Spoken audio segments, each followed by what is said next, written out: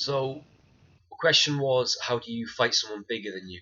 So the first thing there is we need to change our mentality of how we're looking at the situation, because we don't ever want to get into a point where we're fighting someone. It should always be self-defense. So the objective of a fight is we're going to go at it and I'm going to beat you. I'm going to be declared the winner. You're going to lose. That's not the mentality we need to have with self-defense. So self-defense, the objective is getting ourselves and the people we're with away from the situation as quickly as possible, whilst taking as little damage as possible. So if you go into a situation and you're walking along, minding your own business, someone steps in front of you and goes, I've got a problem with you, we're going to do this.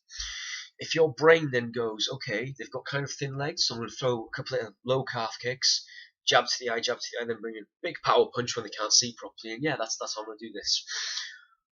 While you're trying to implement that, his friends have kicked your child into traffic and they're dragging your missus down a lane, right? Just because we train with a one-on-one mentality doesn't mean that's how it's going to go in reality. They don't care how you train, this is what they're going to implement on you.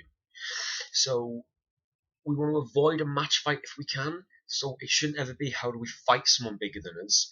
It's how do we avoid a fight with someone bigger than us, which makes a lot more sense, right?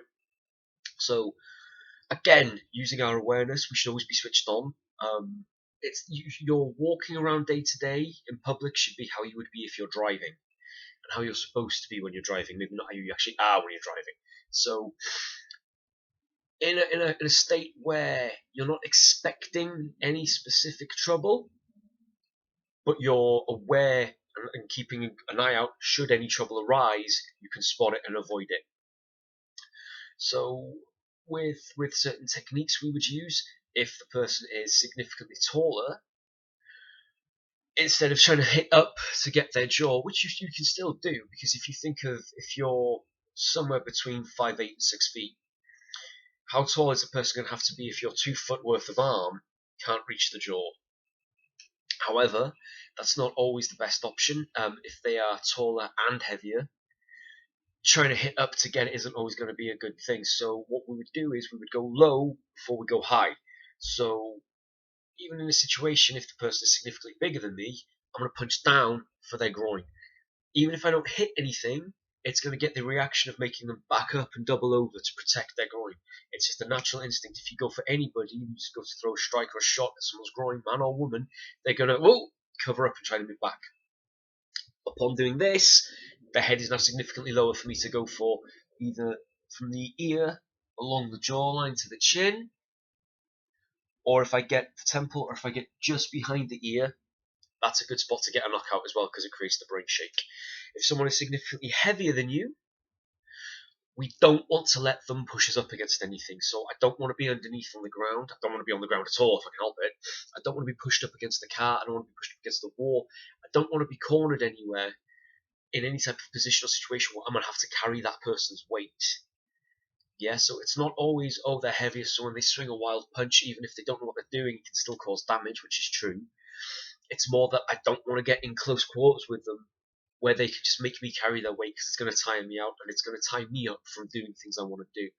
Also, if you've got 5 or 6 stone weight advantage on me, it's going to make it significantly harder for me to flee. It's difficult for me to make my escape if you're leaning on me with that extra weight.